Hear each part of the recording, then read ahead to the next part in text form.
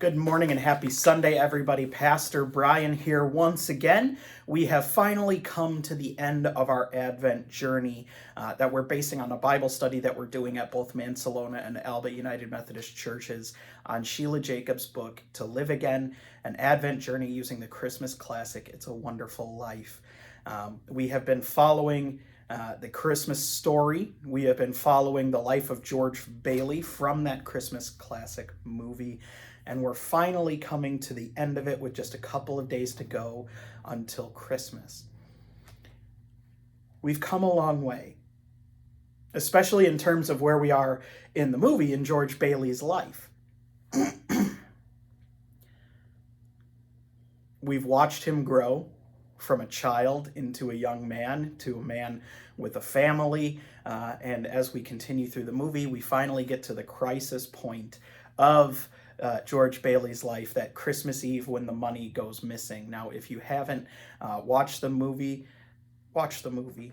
It's bound to be on TV somewhere. You can. There are still movie video rental places, if you can believe that, or you can rent it digitally online, or find somebody with a copy of it. But we finally get to the crisis point when George loses the money. This is the kind of pivotal scene in the movie, the almost climax of the movie, when George finally snaps. Life has been beating George down instance after instance after instance. Despite everything that George has gone through, however, from an outsider perspective, he still has a pretty good life. The problem for George is that it's not necessarily the life that he wanted. It's not the life that he envisioned for himself. It starts off with an ear injury that leaves him deaf in that ear. It then goes on to him getting berated and beaten by a boss for trying to keep him from making a grave mistake with confusing some pills and poison. It moves on to his father dying and him having to take over the building and loan, and sending his brother off to college, where his brother becomes a football star, and then hoping that he'll be able to go to college afterwards. His brother instead says, "I'm married, I've got a new job, I'm not coming back to Bedford Falls." George, again, another point in his life where things don't go his way. He marries Mary. They have a beautiful family together in a house that George really doesn't like. It's a house that he has always seen as being kind of repulsive. It's that kind of old abandoned house that most communities have, that people talk about but they never go into. They fix it up over the course of their married life together, but George is still not quite happy with it. Harry goes off to World War II, of course, becomes this big war hero for shooting down, I think it was like 15 planes, 2 of which were trying to bombard a troop carrier, so he saves an entire troop carrier, gets the Congressional Medal of Honor. George and Harry's mom gets to eat dinner with the president's wife. All of these things, all of these wonderful, amazing things seem to be happening to everybody around George, except for George, who just can't let go of the fact that life hasn't gone the way he wants it to. Again, he's got a good life. It's just not the life he wants. But it all comes to a head when some money that was supposed to be deposited to the bank goes missing. Right? Uncle Billy loses the money, and if you've seen the movie, you know he doesn't really lose it. He just accidentally gives it to the antagonist of the story, Mr. Potter, who doesn't give it back. George gets mad at Uncle Billy. He goes home. He's mad at everybody at home. All of his kids receive a lot of that pent-up frustration and anger. His wife receives some of that pent-up frustration and anger. One of the kids' teachers and her husband receive some of that pent-up anger and frustration, which then prompts George to leave the house after he sees what he's doing to his family. He goes to a bar owned by a man that he built a house for and pulled him out of the slums. He makes this prayer, and it's one of those prayers that you pray when you really don't know what to pray for, one of those desperation prayers that many, if not everybody, prays at one point or another. And he seemingly gets an almost immediate response, again, from his perspective, when the husband of the teacher that he berated over the phone shows up and punches him in the face. Taking that as the answer to his prayer, rightly or wrongly, moviegoers know wrongly. He goes to the bridge over the icy river. He's about to throw himself in when the actual answer to his prayer, an angel in training by the name of Clarence, throws himself in, which then, because George is who George is, causes George to jump in to save him rather than to end his own life. They then go through the entire last part of the movie where, George experiences what Bedford Falls would be like, what the lives of the people around him would be like if he had never been born, if he didn't exist, which then prompts him to shift his viewpoint and realize, as the name of the movie suggests, that it is a wonderful life. What changes for George? It's an easy question with an easy answer. It's his perspective. The way that he views his life is drastically changed by Clarence's interference. And he can see that even though life hadn't really gone his way, he still had a good life. It's amazing what a change in perspective can do. It's amazing the things that we come across when we're searching for answers. I was searching for answers this week. I happened to be browsing the internet, just looking at different articles about politics and science and basically anything that caught my eye, I picked up on. And I found an article that was actually published on December 16th. It's a relatively new article, and it is entitled "How Hope Can Make You Happier with Your Lot." Right, see, there it is. That's the art. I printed it off so I could reference it. It's referencing a study that was done by an individual named Shahryar Keshavars. I don't know if I said that right or not, but this individual is a post-grad researcher from UEA's School of Psychology. And basically, this individual had a question, right? He had a question. He said his question was, why do some people experience turning to escapist and risky behaviors such as drinking alcohol, taking drugs, overeating, gambling, etc., while others do not when they experience something that we all have experienced in our lives, this idea of relative deprivation. It's this feeling that other people have things better than you in your life. It's an interesting question. It's a question that I don't know if anybody was asking, but it's one of those studies where even if it's a question that's not being asked, it has an interesting answer, right? Because we've all been there. And as we see in the clip of the movie today, George Bailey has been there his whole life. He has been experiencing time and time again this idea of relative deprivation, the feeling that other people have things better than he does. And how different people cope with that differs depending on the person. Specifically, what this study found, and again, this is just one study. I'm sure there will be many additional studies and other things, and maybe this will change in a year or 10 years or 50 years, but based on this study that was actually, the study itself was published in the Journal of Gambling Studies on the same day that this article came out, December 16th of this year.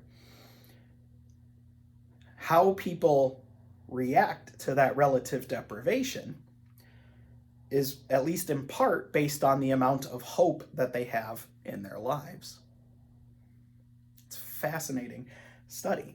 And they did a couple of different experiments to see how this worked. Some of the ones that I highlighted, let's see, where is it? The researchers carried out 2 lab-based experiments with 55 volunteers. They were quizzed to find out how much they feel relative deprivation, and they were also quizzed on how much they feel hope. So this group was given 2 quizzes. One was a quiz on how hopeful they were. The other was a quiz on how relatively deprived they felt when confronted with the success of other people. They also then went on to induce feelings of relative deprivation to those volunteers by telling them how deprived they were compared to the other people in the study, compared to other people in their age range, compared to their peers, based on a questionnaire about things like family income, age, and gender. They then, in addition to that, took part in a specially designed gambling game set that involved risk taking and placing bets with a chance to win real money. And what they discovered is that the volunteers who scored higher for hope were much less likely to take risks in the game. Those who weren't too hopeful, and again, I'm reading directly from this article, those who weren't too hopeful were a lot more likely to take risks. That's an interesting thing to me. Maybe it's not to you. Maybe I just wasted a couple of minutes of your time by sharing that. But for me, I find that interesting, especially because we are in a season that is supposed to be filled with hope. And one of probably the generations living right now, one of the years that any of the generations that are living right now, a good chunk of people probably view as a year with not much hope. Right? It's been a crazy year. We've talked about it in sermons prior to this one. I'm not going to go into details. You all lived it just as I lived it. Granted, our experiences in this year, 2020, might be different and probably are different, but most people would probably agree that if they had the entire year of 2020 to do over again, if that were somehow possible, they probably would. It's interesting that hope is one of the differences in how we relate to how we perceive the lives of others. It makes sense if you think about it. Throughout the movie It's a Wonderful Life, George Bailey, even though life keeps getting setback after setback after setback, he still always has that hope. Right? And it's part of the reason that he is driven to continue to help people as he waits for his turn, right? Well, I can't go to college now, but in 4 years when Harry comes back, I'll be able to go to college. Well, Harry's married now. I can, maybe he'll do something else. I can always come back to this. Well, I'm married now.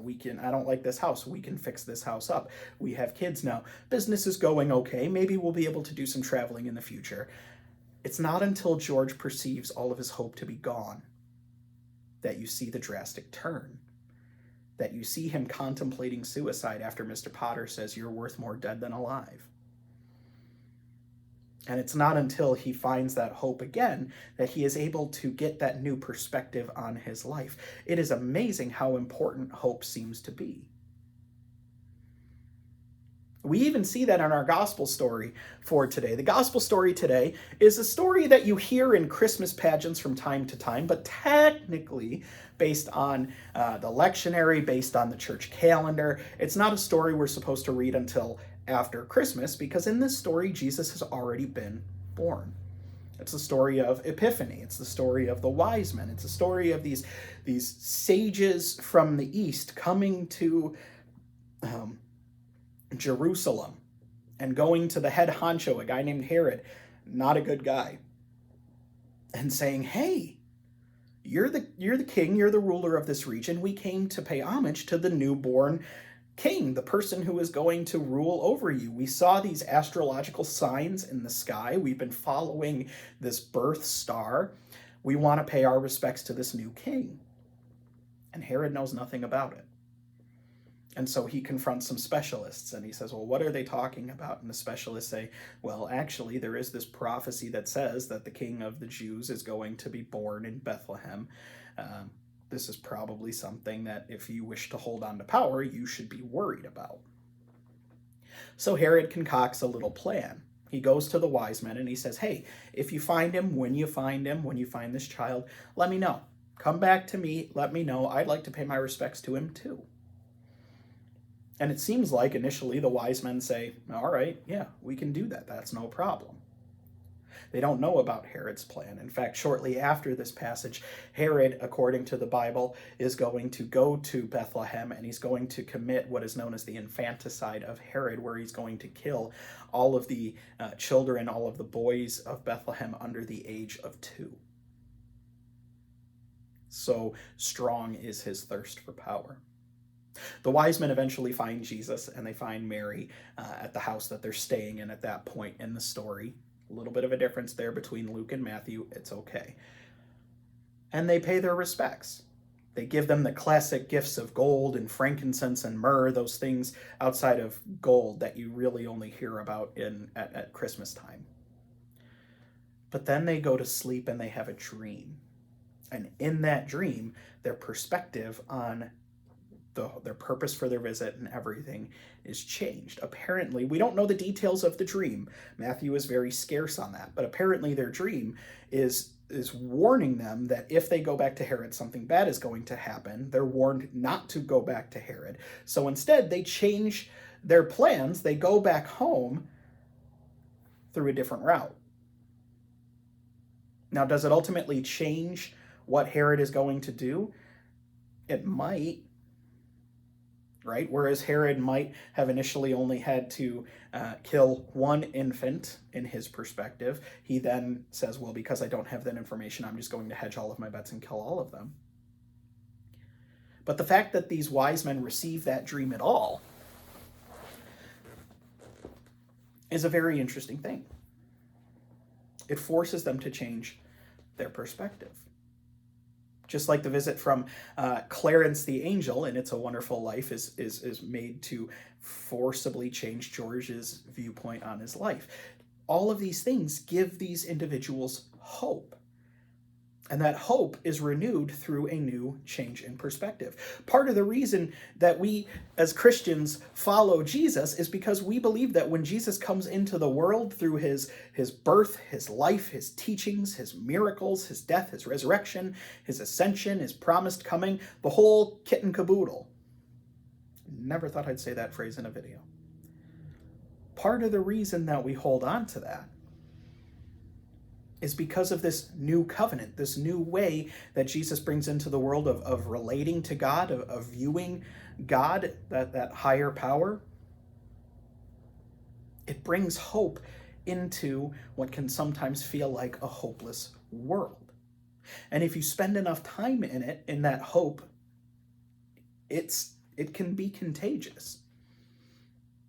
In fact, it's supposed to be contagious. The hope that Jesus brings into the world is supposed to change your outlook on life. You're not supposed to be the same person that you were before you met Jesus. You're supposed to invite him in, and he's supposed to change you. Hope is essential to the Christian journey. It is essential not only to the Christian journey, but maybe you're watching this and you're not a Christian. Maybe you're watching this and you belong to a different faith. Maybe you're watching this and you don't belong to a faith at all. That's fine. Hi, it's nice to meet you. But it's amazing how hope can change the way we view our lives. As we look back on 2020, as we prepare for the end of the year, we look back at maybe in January all the hopes that we had for the year, and maybe we remember hearing rumblings about some disease in China and didn't really think anything of it. As we look back at how that disease spread across the globe, affecting basically every country on the planet, as we see what it did to our school systems and to our families, what it is continuing to do, it is hard to sit here and say that we haven't lost, at least over the course of the pandemic, that we hadn't lost a little bit of hope, even if it was just for a moment. But upon reflection, something interesting happens, at least for me. As I reflect on this past year, did it go the way I wanted it to go? Absolutely not. Did it go the way you wanted it to go? Maybe. My money's, not that I'm a big gambler, but my money's probably on no. But what did we learn from this year? What do we take away from this year? What can we put our hope in that this year is going to change us in the future? For me, it helps strengthen my understanding of the importance of family, of sacrifice, of being there for the people that I care about, for the people in our community. It helped me gain better understanding of that. It helped me appreciate the relationships that I have. It helped me slow down. It helped me stress a little less. And I'm fortunate in that regard, and I know that. But it helped me remember that there are more important things in life than the things that I worry about all the time. And that gives me hope that at some point in the future, that's going to continue to grow and help me grow and change. Where is your hope right now? What is the thing that you are leaning on for your hope? As Christians, right, our default understanding is that we're supposed to put our hope in Jesus because, again, according to our faith, if we put our hope in anything except Jesus, except, God, those things can fail, right? If we put our hope in our family, families can let you down. If we put our hope in our finances, finances can let you down. If you put your hope in futures and stocks and retirement, those things can all go away. Nothing is permanent in this life.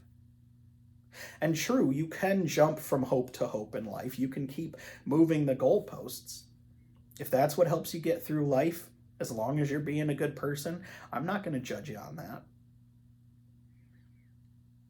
But when you put your faith and your hope in something that doesn't change, when you put your faith and your hope in something that is steadfast, you always have something to fall back on. So no matter how difficult life gets, no matter how frustrated you get, no matter how angry you get, there is always something there for you to fall back on. That is what we celebrate at Christmas.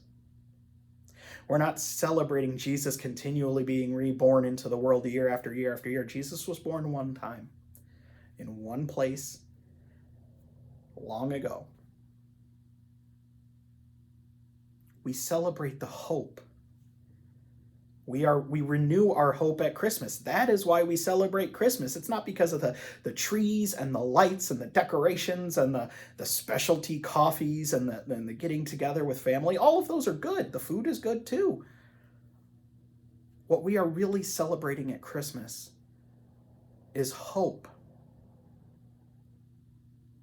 Because Christmas reminds us year after year after year, near the darkest point of the year, that there is always hope. Let us pray. Gracious and loving God, sometimes we forget how important hope can be. Because hope's not something that's tangible.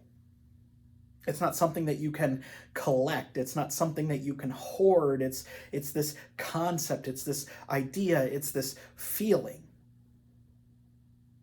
This optimism that things will be different in the future.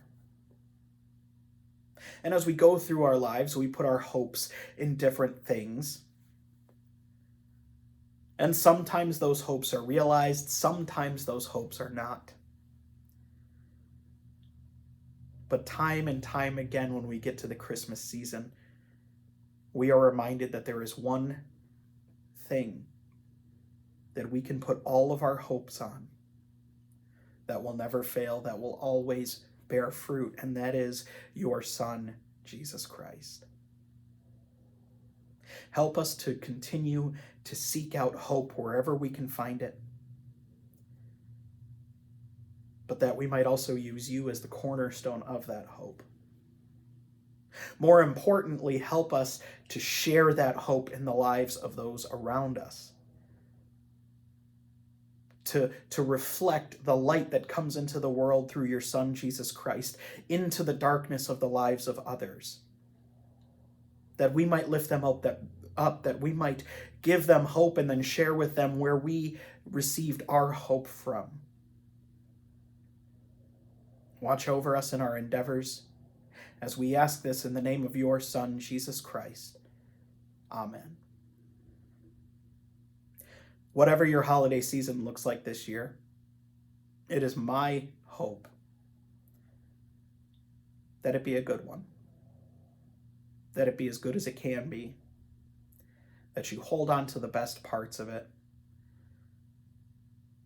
and that you keep having hope. I'll talk to you next time.